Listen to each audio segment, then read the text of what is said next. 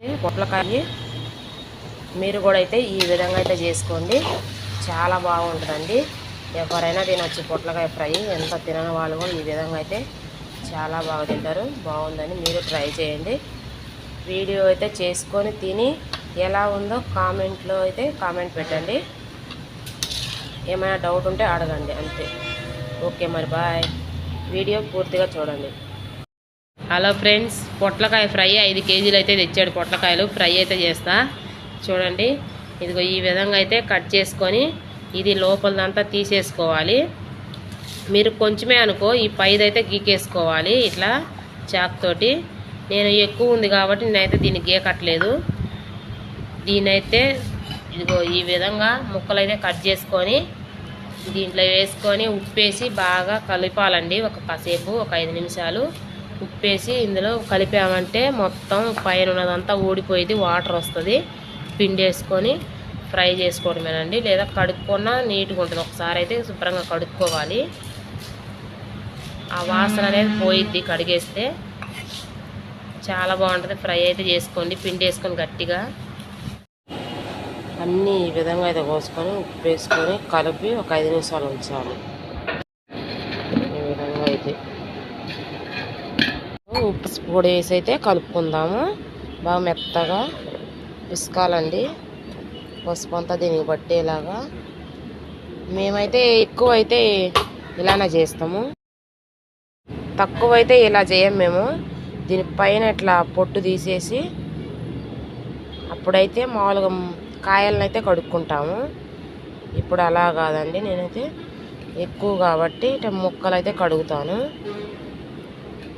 మీరైతే తక్కువ చేసుకునే వాళ్ళైతే ఈ విధంగా కాకుండా ముక్కలు అయితే కడుక్కొని కట్ చేసుకొని ఇలా పిసుక్కొని దీని అయితే ఇంకా ఇట్లా వాటర్ వస్తుంది, గట్టిగా వాటర్ అయితే పిండేసి అవి అయితే ఇట్లా ఫ్రై చేసుకోండి. చాలా బాగుంటుంది, విటమిన్ అంతా పోకుండా ఉంటుందండి. అవి చిన్నవి పైన తొక్కు తీయాలంటే 2-3 గంటలు పడుతుంది. అందుకోసమే మేమైతే ఇలా ఉప్పేసి అయితే బాగా పిసికి కడుగుతాము. ఈ విధంగా వాటర్ అయితే పోసుకొని శుభ్రంగా అయితే కడుక్కోవాలండి. చూడండి, నేనైతే ఇలానే కడుగుతానండి. మళ్ళీ బాగోదు కదా తొక్కు తీయిపోతే, అందుకు. ఇదిగో శుభ్రంగా అయితే కడుక్కొని ఇట్లా వడగిన్నెలు అయితే పోసుకోవాలి.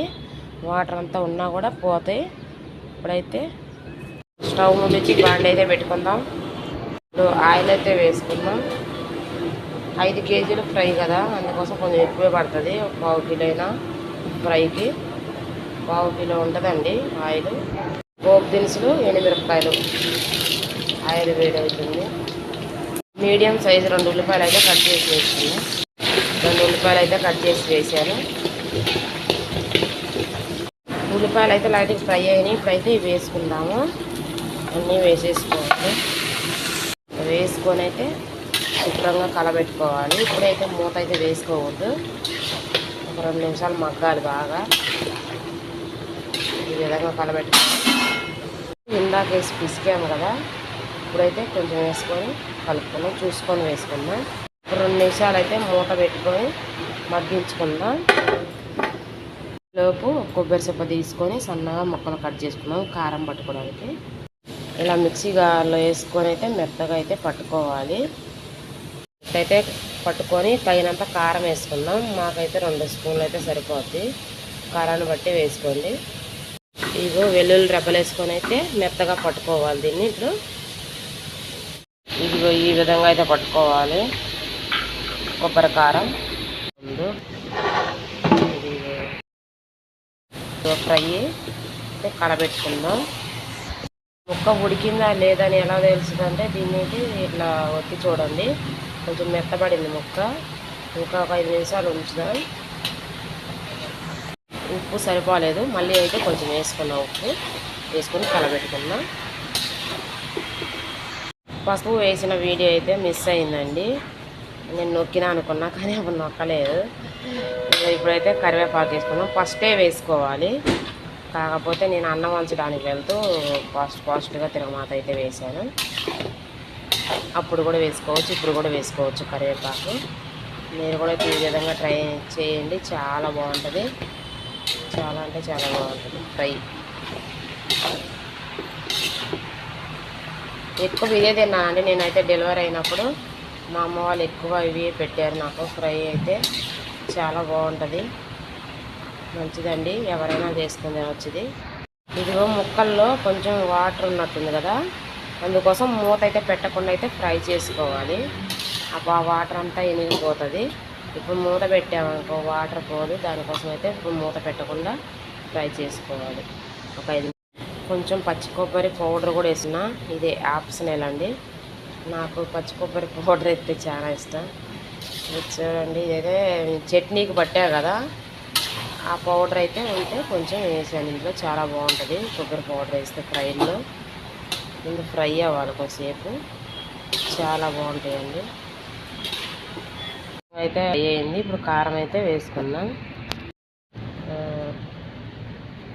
కారం అంతా వేసుకొని కలపెట్టుకుందాం. అంతా ఒక 2 మినిట్స్ అయితే బాగా కలబెట్టుకుందాం. సిమ్లో పెట్టుకొని, పెద్ద మంటలో పెట్టి కలబెడితే మాడిపోద్దండి. సిమ్లో పెట్టి అయితే కలబెట్టుకోండి, చాలా బాగుంటుంది ఫ్రై అయితే. ఉప్పు అవి చూసుకోండి. ఇప్పుడే కొంచెం అయితే కొత్తిమీర, నేను పట్టుకున్న ధనియాల పౌడరు. ఇప్పుడు మటన్ ఫ్రై లెక్కే ఉంటుందండి, తింటుంటే స్మెల్ కానీ చాలా బాగుంటుంది. చూడు అప్పుడే స్మెల్ మామూలుగా రావట్లేదు, ధనియా పౌడర్ ఏం కానీ. ఈ విధంగా అయితే ఫ్రై చేసుకోండి, చాలా అంటే చాలా బాగుంటుంది ఇదండి. నేను చెప్పడం కాదు, మీరు చేసుకొని అయితే తిని చూడండి, ఖచ్చితంగా చాలా బాగుంటుంది. ఇదిగో ఫ్రై అయితే రెడీ అయింది. ఈ విధంగా మీరు కూడా చేసుకొని తినండి. వీడియో అయితే పూర్తిగా చూడండి. పూర్తిగా చూసినందుకు అందరికీ ధన్యవాదములు. Okay bye. మరి చేసుకొని ఎలా వచ్చిందో కామెంట్ అయితే చేయండి తప్పకుండా.